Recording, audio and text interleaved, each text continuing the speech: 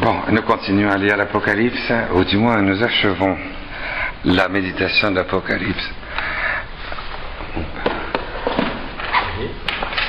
Là. Ça va pas être un double voix. Ça ferait 2 heures. Et nous sommes en train de lire le 21e chapitre de l'Apocalypse et c'est un bonheur pour nous de faire cette lecture dans le sanctuaire de Notre-Dame de Domanova et dans les premières vêpres, les premières vigiles de la fête de Dieu, la fête du Sanctissime Sacrement. C'est la fête de Dieu, vous savez qu'on fête depuis maintenant un quart d'heure. On est rentré dans la fête du Seigneur, du temple de la présence vivante, réelle, effective, personnelle, lumineuse, féconde, attractive, toute aspirante de l'intimité du Père et puis aussi du Saint-Esprit.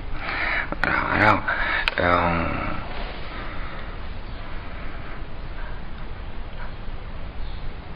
on a fait tout ce parcours avec l'Apocalypse cette année, on continue, il reste à le faire parce que c'est pas fini, parce que plus on s'approche de la fin, plus le texte s'allonge. C'est assez extraordinaire d'ailleurs.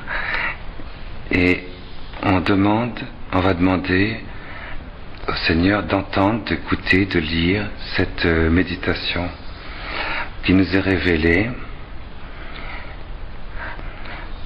en des jours qui sont pour nous très importants. Les jours que nous vivons en ce moment sont des jours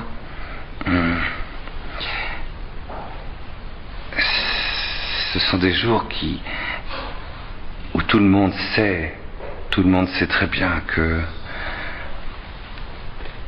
il y a quelque chose de notre temps qui va se déchirer, le temps va s'ouvrir. J'allais dire, le temps va s'épanouir. Et tout le monde sent très fort ça. Pour ça que si on n'est pas très profondément enraciné dans la lumière de la foi, dans la lumière sénatale de la foi, alors il y a une course en avant, une course hystérique en avant. On sent que le vent court trop vite. Et le temps, lui, s'affole un peu. À l'approche de l'éternité, le temps est aspiré, si je puis dire. Et l'Église, c'est ça, c'est le lieu de l'humanité, le lieu de la terre et de la création, où le temps s'ouvre. Nous sommes les saints des temps qui s'ouvrent. C'est beau ça, moi j'aime bien. Et quand on lit l'Apocalypse, nous sommes les saints des temps qui s'ouvrent. Le temps s'ouvre. Vous voyez, regardez, je prends un instant, c'est difficile de prendre le temps entre ses mains. Pourtant la prière, c'est bien ça. La prière, c'est bien ça. Je prends un instant, du mieux que je peux. C'est très difficile de prendre un instant entre ses mains, mais je prends un instant et je l'ouvre. Et hop, je l'ouvre. Je peux échapper au temps, si je puis dire, mais si je veux vraiment rentrer dans l'instant présent, si je veux vraiment saisir le temps, il faut prier. Celui qui ne prie pas ne saisit rien du temps. Et comme il ne saisit pas le temps n'ouvre pas sa substance. Le temps ne s'actue pas. Le temps ne s'accomplit pas. Le temps, comme toute chose créée par Dieu, est fait pour s'accomplir. Dans les énergies profondes de l'éternité, vous voyez. L'instant présent est fait pour ça. Le psychisme, la bête de la mer, nous a tellement habitués à vivre dans le passé ou dans l'avenir, c'est-à-dire dans l'angoisse et l'inquiétude, que du coup on ne saisit plus notre temps. L'Apocalypse nous remet dans le temps. Et le temps que nous vivons, c'est le temps de l'Église de Jésus. C'est le temps de la Jérusalem spirituelle. C'est le temps de cette Jérusalem spirituelle qui va avoir pouvoir sur la matière, elle a déjà pouvoir sur la matière avec la transsubstantiation, qui va avoir pouvoir sur toute matière, qui va avoir pouvoir sur toute lumière, et qui va avoir surtout pouvoir sur le temps. C'est beau, hein, savoir ça, je trouve. C'est pas théorique, hein, puisque c'est tout le problème de la prière, vous le savez bien. Nous le savons tous très bien. Le problème de la prière, c'est ça. C'est comment est-ce que je vais faire pour sortir de mon psychisme, de mes évasions, de mes fuites, parce qu'on est un petit peu comme une brodeuse, avec des coups d'épingle dedans, par où il faut pas aller, quoi. Vous voyez ça? Alors, on sait très bien que la prière, c'est quelque chose où tout est tendu. Notre ballon intérieur est tendu par la surabondance de la plénitude et de la vastitude sans limite de la grâce. Si on fait ça, si on est rempli de cette grâce, si on laisse cette invasion sans limite de la grâce, vous voyez, en union avec le monde spirituel de la prière universelle, angélique, et puis glorieuse de l'Église du ciel et de la terre, à ce moment-là, on est tout tendu, on attend qu'il y ait cette invasion, et on vit de cette invasion, de l'éternité, de la durée éternelle, intensifiante, accomplie de Dieu. Et on reste suspendu à cette attention.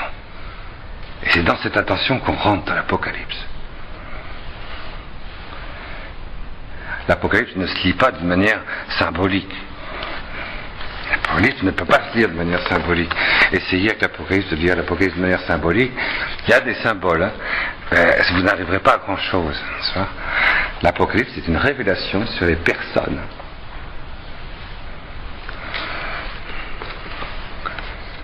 Parce que l'Église est un tissu de relations personnelles. Et la Jérusalem céleste, c'est un tissu de relations personnelles. C'est ça qui est magnifique. Et quand ce tissu de relations personnelles s'actue dans la communion lumineuse de l'instant de la grâce, voyez, de la transsubstantiation, mais surtout de la transactuation. Je m'excuse, mais dans de ce passage de chacun d'entre nous, tandis que nous communions les uns avec les autres à la perfection de tous et de chacun en particulier, dans une seule perfection, ça y est, la relation se fait. C'est la relation de l'un, parce qu'on est tout en relatif aux autres. C'est une relation subsistante, comme dans la très sainte Trinité. Ainsi que nous avons vu au catéchuménat, pour la préparation de ceux qui ne savent rien. Alors maintenant, préparation. Donc nous allons continuer la méditation. Donc tout ça, c'est bien connu.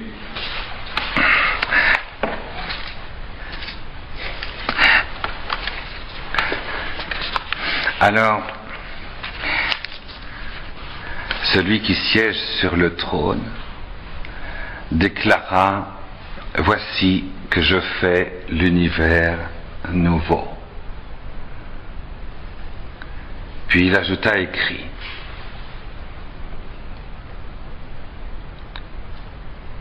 Écrit.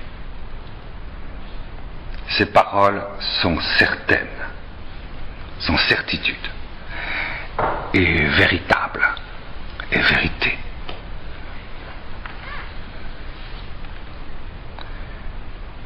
Vous savez que les paroles de Dieu ont été inscrites par le Messie d'Israël sur des pierres grossières, calcaires, et boueuses aussi, mais pétrifiées du Sinaï.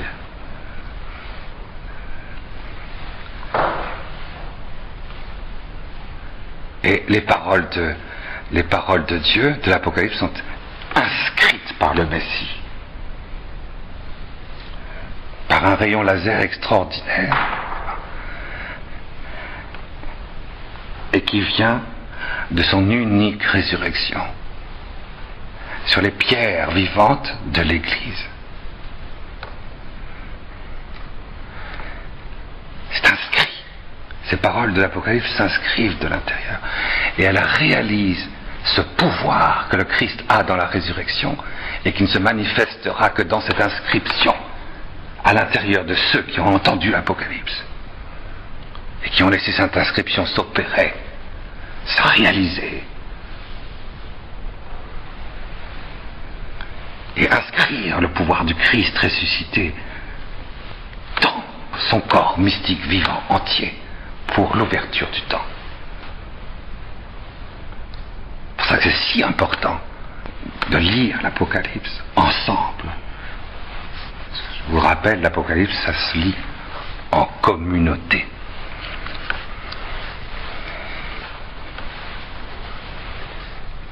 En effet, me dit-il encore, je suis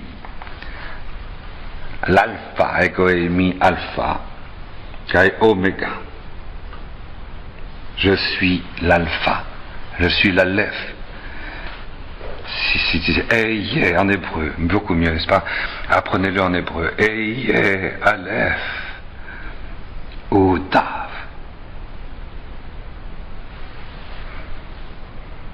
Je suis l'alpha et l'oméga. Eye. Cette parole que Moïse a entendue dans le buisson ardent. Eye. Dieu présent, manifesté sous tes yeux. Eye.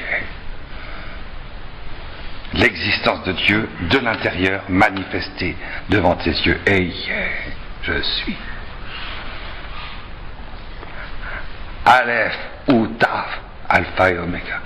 Aleph, vous savez, c'est je suis fondu en un.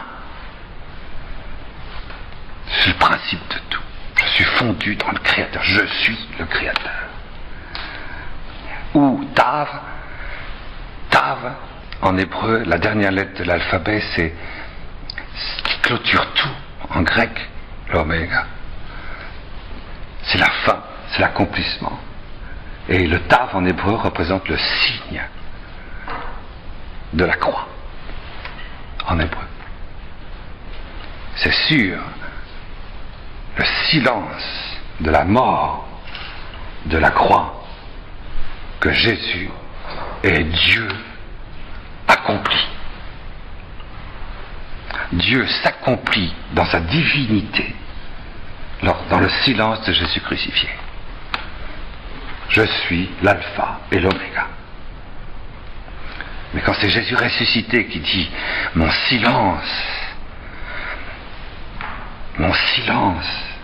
a été glorifié dans l'expression de ma divinité », c'est ce qu'il veut dire. Et c'est ce silence de Jésus crucifié, glorifié, qui s'inscrit en nous. Pour entendre les versets suivants. Celui qui a soif, moi, je lui donnerai la source de vie gratuitement. La source. Et la source de vie. La gratuité de la vie divine. Jusque dans sa source. La grâce, vous voyez, elle nous est donnée à l'intérieur de l'Église par les sacrements. Mais nous n'avons pas la source en ayant la grâce. Nous devenons des sources d'eau vive, bien sûr. Nous venons celui qui croit en moi, qui vienne à moi, et des sources jaillissantes de vie éternelle jailliront de son sein. Mais là, dans l'Apocalypse, Jésus dit, il faut aller beaucoup plus loin. Il faut aller beaucoup plus loin dans les sources de l'inscription du buisson ardent de la révélation ultime du temps,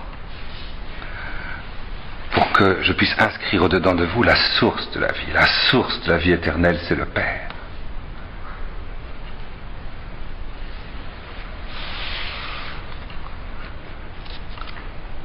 Et quand la première personne de la très sainte Trinité est, j'allais dire, réinscrite, il n'a pas besoin d'être inscrit, il est toujours inscrit.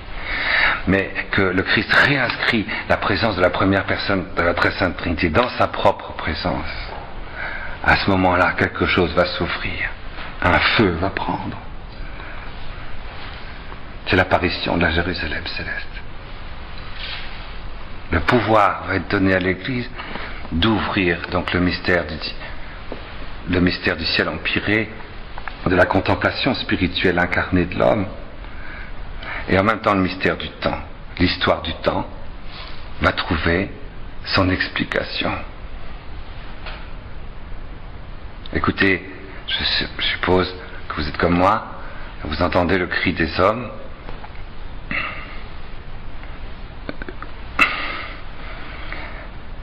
à travers les radios, les télévisions et les journaux.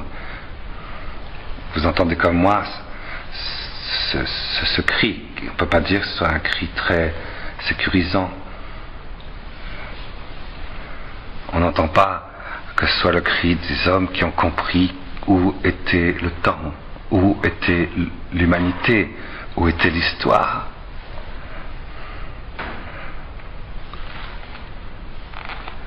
Et plus que jamais aujourd'hui, on voit que le temps échappe, l'histoire, l'humanité, tout échappe à l'homme plus que jamais. C'est pas un progrès, ça. C'est pas normal, ça. Normalement, avec l'humanité, il ne peut pas y avoir de diminution dans la lumière de l'homme. Donc c'est pas normal. C'est simplement une conséquence du péché. Il y a un abandon résolu de l'humanité elle-même, de sa propre lumière, pour ne pas voir à quel point il est maître du temps, par la grâce. Mais s'il abandonne l'alpha, s'il abandonne l'oméga, s'il abandonne le silence vivant de l'accomplissement, s'il abandonne son innocence divine, originelle, alors il perd pied. Il perd l'humilité et la douceur. L'humilité à cause de l'alpha et la douceur à cause de l'oméga. Il ne reste plus qu'un certain angoisse, et on le comprend très très bien. Je veux dire, c'est pas très difficile. La gratuité, elle est dans l'inscription de la révélation à l'intérieur de nous. Telle sera la part du vainqueur, et je serai son Dieu, et lui sera mon fils. Mais nous l'avions déjà lu, ça, n'est-ce pas? Mais les lâches, les renégats, les dépravés, les assassins, les impurs, les sorciers, les idolâtres, bref, tous les hommes de mensonge, leur lot se trouve dans les temps brûlants de feu et de soufre. C'est la seconde mort. Oui, les lâches. On avait fait remarquer la dernière fois, vous voyez, que c'est la lâcheté qui est la porte d'entrée pour l'enfer. La lâcheté. Ce qu'on dit aujourd'hui, il faut être intellectuellement correct. Ça veut dire qu'il faut être un lâche. Il faut être plein de couardise et de lâcheté. C'est la porte de l'enfer, oui. L'enfer éternel. Après, la liste qui vient, ça court tout seul, comme un ruisseau. Tu ouvres le robinet, t'inquiète pas, l'eau se répand sur le sol. Il n'y a pas de doute, voyez. Eh bien, l'apostasie, les pédérastes, les assassins, les pornographes, les sorciers, les idolâtres, bref, tous les hommes de mensonge. Tous ceux qui sont esclaves, quoi. Voilà. Leur lot se trouve dans les temps brûlants de feu et de soufre. C'est la seconde mort. La première mort, c'est le péché mortel. La seconde mort, c'est l'enfer. Pour l'Apocalypse, je veux dire, pour l'Écriture, c'est comme ça. Donc nous en étions arrivés là. Alors, le 1 des 7 anges aux 7 coupes, rempli des 7 dernières fléaux, s'en vint me dire, voyez, l'ange numéro 1 des 7 coupes. Vous vous rappelez peut-être? Est-ce que vous vous rappelez bien? C'est celui qui était avec sa première coupe, l'ange, l'un des anges. Vous savez, l'un des anges, je me permets avec vous de traduire comme ça, en disant le 1, le Erad, de Angelos, le premier, si vous voulez, le 1. ça pourrait être un autre que ce que le premier, mais en araméen, en hébreu, qu'est-ce que vous voulez? Le 1, ça veut dire premier aussi. Alors je préfère prendre le premier. Le premier, c'est celui qui a versé la coupe de la colère de Dieu sur ceux qui sont marqués par le chiffre de la bête. Alors, il se produit en eux des désastres intérieurs et des ulcères pernicieux, et ils étaient gonflés de cloques et d'ulcères. Ils étaient transformés en bouillon de cloques, d'ulcères. C'est extraordinaire ça. C'est celui-là, c'est cet ange-là.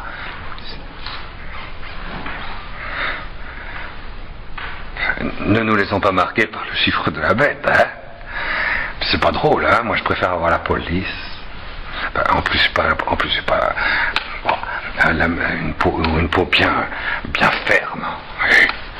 Je suis une femme ou un homme, une peau bien douce, une peau de pêche, ou bien une peau bien ferme, bien lumineuse, bien inscrite. Des ulcères, c'est pas chouette, hein. Ça sent mauvais. Si de l'intérieur on n'est pas, j'allais dire, obombré, liquéfié, parfumé par les trois blancheurs, par le fruit de l'Immaculée Conception, qui engendre en nous le corps spirituel, par la paternité glorieuse de Dieu dans le fruit du sacrement de l'Eucharistie, voyez, et de la vision de la face de Dieu le Père. Et puis, si de l'intérieur, vous voyez, si on ne fait pas oraison, quoi. Et puis, si on n'a pas cette liqueur du Saint-Esprit dans la transformation du monde entier à travers nous, à ce moment-là, c'est vrai, notre peau, petit à petit, va devenir un cloque d'impureté et de puanteur. Surtout à la révélation de la paternité de Dieu. C'est ça, vous voyez. Cette révélation du premier ange, de la première coupe, est très intéressante, hein, l'air de rien. Parce que quand il y aura la parousie, voyez, du Seigneur, quand il y aura cette première trompette, cette première coupe, plus exactement, de la 5e trompette et de la 6e trompette, quand il y aura cette parousie, quand il y aura la révélation, cette grâce de la paternité de Dieu, quand nous sera révélé ce que Joseph a vécu sur la terre à la rencontre de l'Immaculée Conception, il a vu son âme, il a vu l'état de son âme ajustée à Dieu, de son âme ajustée à l'autre, de son âme ajustée à l'un.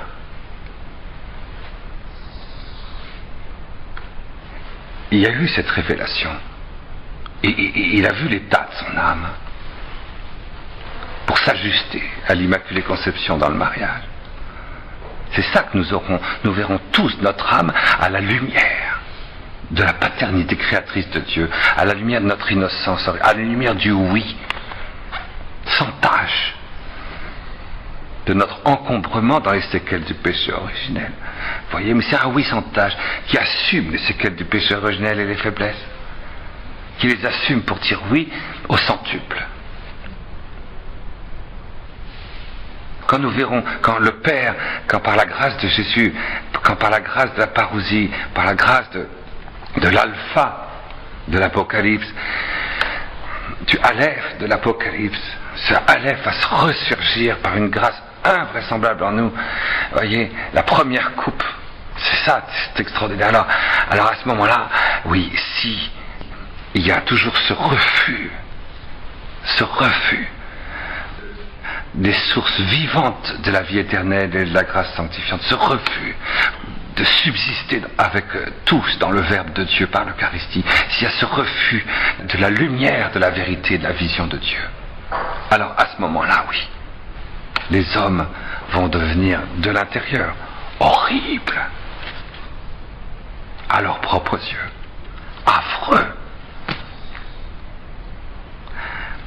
Et c'est pourquoi le pape Pie XII disait à ce sujet: quand viendra cette heure-là, frères et sœurs, je vous en supplie, ne tombez pas dans la tentation de la révolte.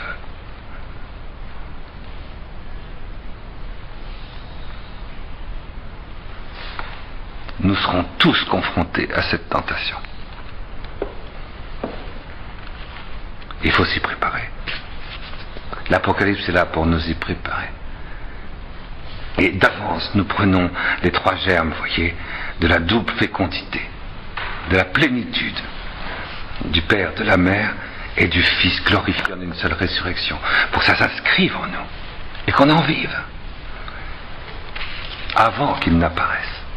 Donc, voici que l'un des 7 anges, le un des 7 anges, c'est celui-là qui me donne l'explication sur la parousie. Pourquoi la parousie?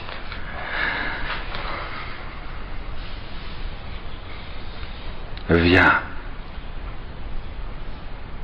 Viens.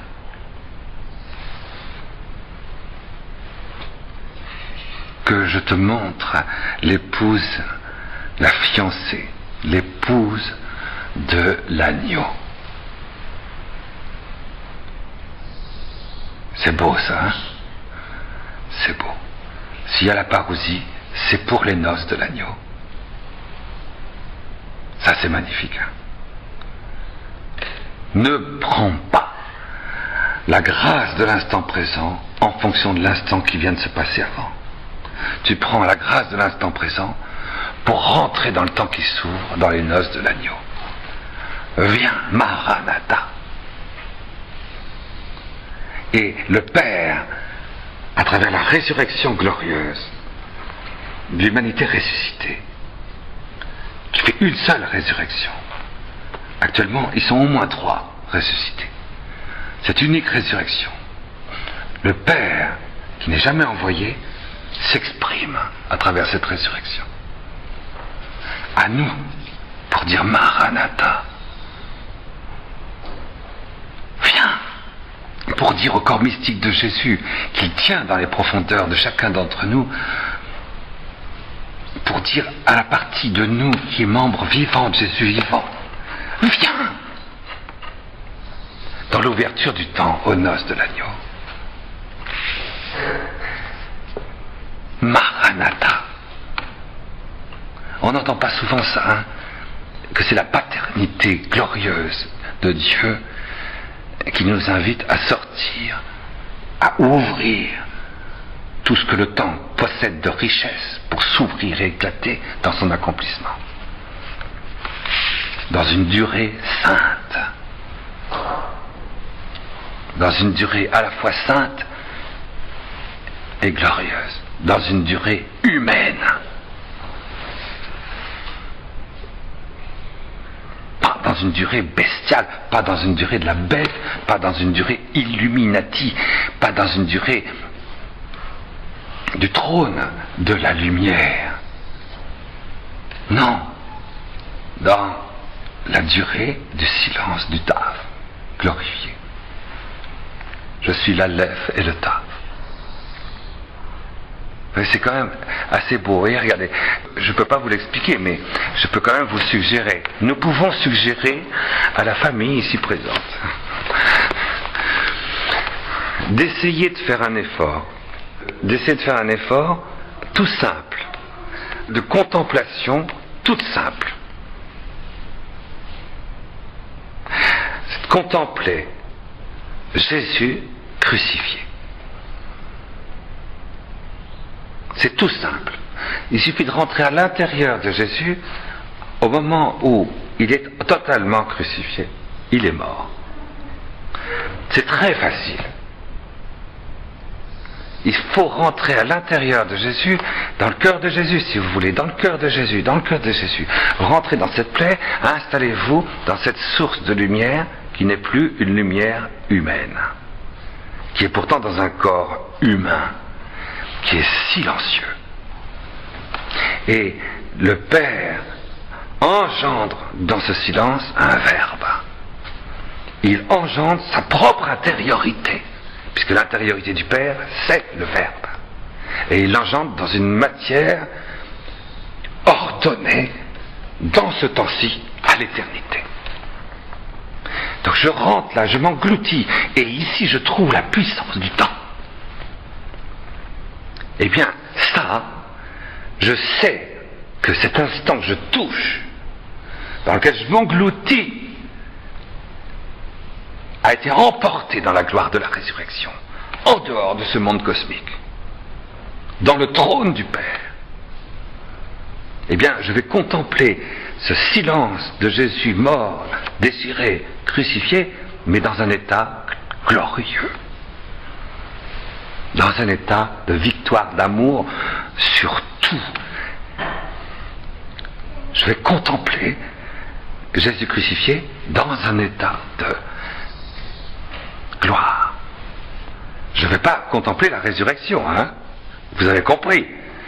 Je vais contempler ce silence de l'impuissance du Verbe de Dieu à s'exprimer à travers le corps de Christ, à cause de son sacrifice d'amour. Cette impuissance est multipliée par la gloire. Et je dois contempler ça. Ça, c'est la contemplation du baptisé. Parce que je peux recevoir le baptême, mais si je ne contemple jamais ce que j'ai reçu dans le baptême, c'est ennuyeux.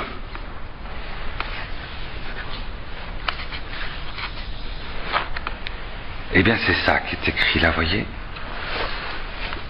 C'est cet appel qui va nous être donné, qu'on va pouvoir entendre. Parce que si ça nous est très difficile, parce qu'on est formé plus par Patrick Poivre d'Arbor et par Jack Lang que par saint Thomas d'Aquin et saint Jean de la Croix.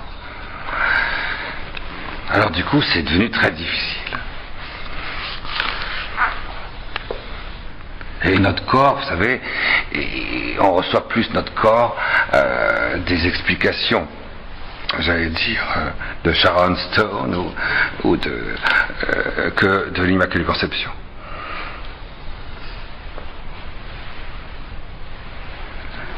Alors du coup c'est devenu très difficile. Eh bien écoutez, c'est pas compliqué. Lisant l'Apocalypse, ça va devenir très facile. Il me transporta donc, se laisser transporter, happé dans le vol de l'esprit. Notre esprit, vous voyez, l'intellect agent qui est un intellect agent, qui est ici et partout, est arraché, comme dit sainte Thérèse d'Avila. Le vol de l'esprit, c'est ça. Est arraché, elle dit c'est un miracle. Est arraché de nous et emporté où ça? Où est-ce que notre intellect agent va-t-il être transporté? Je suis passionné. Sur une montagne d'une grande hauteur, un mystère à la fois immense et très élevé. Et me montra la cité sainte, au sommet des mystères, le plus grand des mystères, le plus grand des présences réelles. Ce mystère, ça veut dire présence réelle. Un sacrement, c'est un mystère, le mystère de la foi. Il est grand, le mystère de la foi. Le plus grand et le plus élevé de tous les mystères, c'est le mystère de l'Église. Il me montra la cité sainte, Jérusalem, qui descendait du ciel, du dedans, du face-à-face de Dieu. L'Église ne vient pas des hommes. L'Église vient de Dieu. Je suis l'alpha et l'oméga. Et la croissance de l'Église vient de la fécondité glorieuse, de cette paternité de la Sainte Famille glorieuse dans le cri silencieux du Tave glorifié. Avec en elle, au-dedans d'elle, la gloire de Dieu. Elle resplendit telle une pierre très précieuse, comme une pierre de jaspe cristallin. Elle est munie. Pourtant c'est bizarre parce que j'ai regardé un livre comme ça sur les pierres tout à l'heure, cet après-midi, pour voir à quoi ressemblait le jaspe. Et le jaspe n'est pas du tout resplendissant.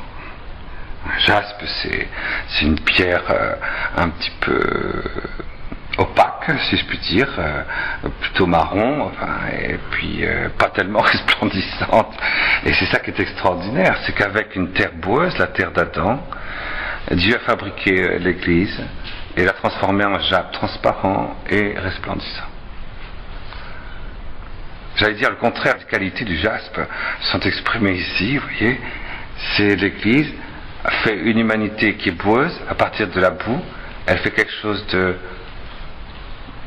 simple, hein, disons, de simple, de resplendissant, c'est-à-dire que la lumière peut passer sur elle et briller. Et puis, elle est vraiment splendide.